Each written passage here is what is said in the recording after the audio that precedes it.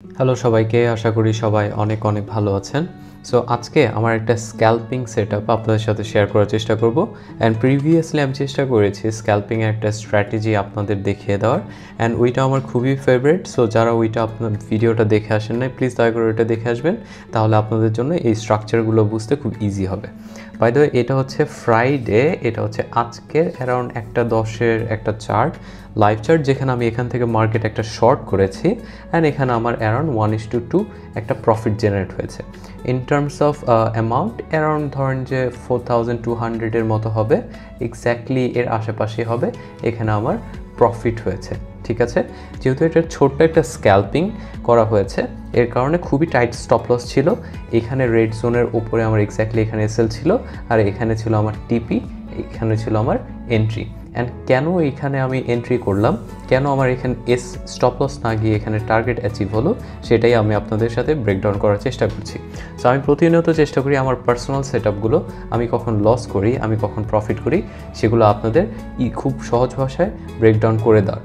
So তারই ধারাবাহিকতায় আজকে এটা একটু ব্রেকডাউন করার চেষ্টা করি। আমি জেনুইনলি বিশ্বাস করি যারা বিগিনার তারা এই ব্যাপারগুলো বুঝবেন, আর যারা ইন্টারমিডিয়েট অথবা অ্যাডভান্স আছেন তারাও এই ব্যাপারগুলো বুঝতে পারবেন। সো প্রথমত আপনি যদি একটু লেফট সাইডে খেয়াল করেন, আমি এটা হচ্ছে বাই দ্য ওয়ে একটা 5 মিনিটস টাইম ফ্রেমের, যেহেতু স্ক্যাল্পিং করেছি তার মানে 5 মিনিটস টাইম বা স্মল 15 মিনিটস টাইম ফ্রেমে ট্রেড করেছি। সো আপনি আমার প্রথমত একটু জানিয়ে রাখি যে এই যে গ্রিন লাইনটা বা গ্রিন বক্সটা আপনারা দেখতে পাচ্ছেন, এখানে 0.60% একটা বক্স আঁকা রয়েছে। এইটা হচ্ছে আমার বড় 4 আওয়ার অ্যান্ড 1 আওয়ার চার্টের মধ্যে আমার একটা ইন্টারেস্টিং এরিয়া, যে এই 4 আওয়ার অথবা 1 আওয়ার চার্টের যদি ইন্টারেস্টিং এই এরিয়ার মধ্যে আসে, আমি চেষ্টা করব প্রাইসকে এখান থেকে তোলার জন্য, অথবা এখান থেকে আমি বাই করার জন্য চেষ্টা করতে পারবো, ডিপেন্ডিং অন এখানে মার্কেট কী রিয়াকশন দিচ্ছে। সো আমার ইন্টারেস্টিং এরিয়া কোথায়, সেটা হচ্ছে এই লেভেলটায়। ঠিক আছে, তাহলে যদি আমি এটা বুঝে থাকি, এটা মাথায় রাখলাম, তার মানে আমার যদি এই বক্সে প্রাইস আসতে হয়, তাহলে কিন্তু আমার এখানে শর্ট করার অপরচুনিটি বেশি রাদার দ্যান বাই করা। ঠিক আছে, point number 1। And point number 2 হচ্ছে, আমি যদি খেয়াল করি এখানে একটা লো ক্রিয়েট হয়েছে, এরপরে মার্কেট ইম্পালসিভলি অনেক ভলিউম সহকারে, হাই ভলিউম সহকারে প্রাইস উপর দিকে ড্রাইভ করার চেষ্টা করেছে। কিভাবে, আপনি একটু ভলিউম দিয়ে খেয়াল করেন, আপনি ভলিউম কন্টিনিউয়াসলি ওয়েন্ট আপ। ঠিক আছে, এর পাশাপাশি আপনার প্রাইস অ্যাকশনও উপরে গিয়েছে। এখন আমার কি দরকার, আমার দরকার একটা ইনভ্যালিডেশন। আমি যে এই কারেকশনটা কন্টিনিউশন বা ডাউন ট্রেন্ডটা কন্টিনিউশন করব, এর প্রুফটা কি অথবা এর প্রবাবিলিটি কি। এখানে কিন্তু আমরা কখনো 100% উইন রেট আমাদের নাই, আর এর পাশাপাশি আমরা কিন্তু প্রেডিক্ট করতে পারবো না যে প্রাইস কিন্তু এখান থেকেই যাবে। সো আমাদের প্রবাবিলিটির সেট আপ থাকতে হবে। সো আমাদের প্রবাবিলিটি কি, প্রবাবিলিটি হচ্ছে যে অ্যারাউন্ড আমার 65% চান্স আছে প্রাইস নিচের দিকে ড্রাইভ করবে, অ্যান্ড ধরেন যে 40% চান্স হচ্ছে প্রাইস ওপর দিকে শ্যুট করবে। সো এই যে আমি প্রবাবিলিটিটা বললাম, তাহলে আমার কোন দিকে আমার ট্রেড নেওয়া উচিত? অফকোর্স যেদিকে মোস্ট প্রবাবিলিটি থাকবে সেদিকে। তার মানে কি আমার এদিকেই যাবে? না, আই মাইট বি রং, আমার এখানে স্টপ লসও যেতে পারে। ঠিক আছে, সো এইটা মেনে নিয়েই আমাদের ট্রেড করতে হয়। সো প্রথমত আমি যদি এখানে খেয়াল করি যে আমার এখানে major swing high and minor swing high কোনটা ছিল, এই যে মার্কগুলো আমি করে দিচ্ছি, এগুলো কি মেজর হবে না মাইনর হবে? এটা কিন্তু একটা মাইনর সুইং হাই, আর এটা কি হবে, এটা হচ্ছে একটা মেজর সুইং হাই। কেন? কারণ মেজর সুইং হাই এমন একটা এরিয়া যেখান থেকে প্রাইসকে ম্যাসিভ আকারে মুভ করানো হয় বা ম্যাসিভ আকারে পুশ করা হয়, যেখানটা আপনি দেখতে পাচ্ছেন এখান থেকে কিন্তু প্রাইস ম্যাসিভলি পুশ করেছে, রাইট? সো আমি যদি এইখান থেকে একটু প্রাইস অ্যাকশনটা দেখার চেষ্টা করি, এই লো থেকে, এটা ছিল লো, এরপর ক্রিয়েট করলো কি একটা হাই, এরপর আরেকটা লো, বাট এই লোটা যেহেতু এই লোর থেকে উপরে, তাহলে এটা আমি কি বলতে পারি, হায়ার লো। সো এই কন্টিনিউশনটা কিন্তু চলমান ছিল। আপনি এখানে বলতে পারেন হায়ার লো, এখানে বলতে পারেন হায়ার হাই, বাট আমার কি দরকার, একটা হায়ার লো দরকার। এই স্ট্রাকচারটা যদি আমার রিসেন্ট হায়ার লো হয়ে থাকে, তাহলে আমার আরেকটা স্ট্রাকচার কোথায় দরকার, সামহাও এখানে হতে পারে অথবা এখানে হতে পারতো, রাইট? বাট এই যে লোটা হলো, এটা কি হায়ার লো হয়েছে? না, রাইট? এটা কি হয়েছে, লোয়ার লো। কেন লোয়ার লো? কারণ এই লোটার থেকে কিন্তু এই লোটা নিচে। সো এটা যেহেতু লোয়ার লো হয়েছে, তাহলে মার্কেটের স্ট্রাকচার চেঞ্জ আসতে পারে, নট আসবে। আমরা কখনো গ্যারান্টেড সহকারে কিছু বলতে পারবো না, যেহেতু আসতে পারে। সো আমি এখানে অ্যাওয়ার হয়েছি যে আমার এখান থেকে যেহেতু মার্কেটের ডাউন ট্রেন্ডে চলমান বা ডাউন ট্রেন্ডে যেতে পারে, সো আমার শর্ট করার আমার মাথায় এসেছে। And on top of that, যেহেতু আমার larger 1 hour time frame and 4 hour time ফ্রেমে আমি এখানে আমার ইন্টারেস্টিং জোনটা আমি এখানে ড্রয়িং করে রেখেছি বা বক্স করে রেখেছি। সো এইটা যদি আমার দুইটা জিনিস আমি মেলানোর চেষ্টা করি, তাহলে শর্ট করার অপরচুনিটি আমার সব থেকে বেশি। এখন আমি তো প্রাইস অ্যাকশনটা এই পর্যন্ত মুভ অলরেডি মিস করে ফেলেছি। এর জন্য কি আমি 1 আওয়ার চার্টে গিয়ে এই সেট আপে ট্রেড করলে আমার রিস্ক আর রিওয়ার্ড রেশিও ভালো আসবে? অফকোর্স না। কেন না?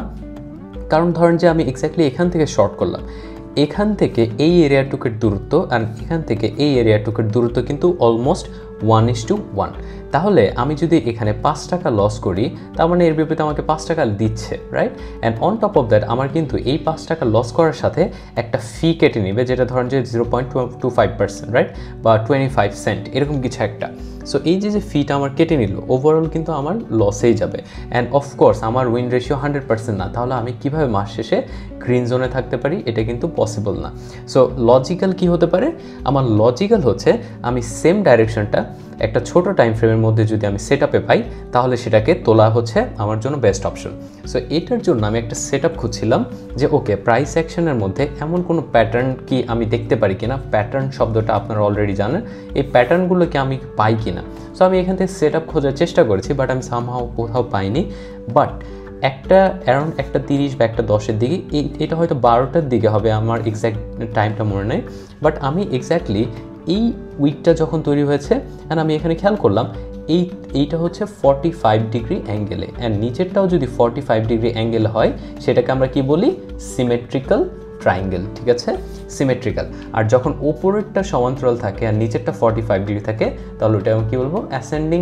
আর যদি ওপরটা 45 নিচেরটা ফ্ল্যাট থাকে, তাহলে ওটাকে বলবো ডিসেন্ডিং। সো আমি আশা করি আপনারা এগুলো অলরেডি পারেন।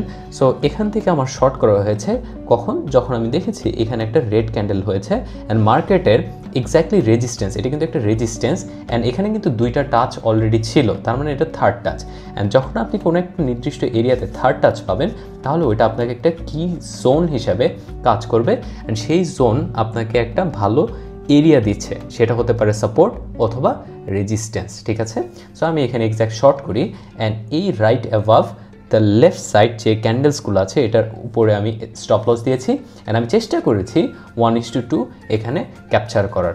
সো এক্স্যাক্টলি আমার এখান থেকে 1:2 রিওয়ার্ড আসে, অ্যান্ড মার্কেট আমাকে এই ক্যান্ডেল থেকে আমার প্রফিট টার্গেট দিয়ে মার্কেট থেকে বের করে দেয়।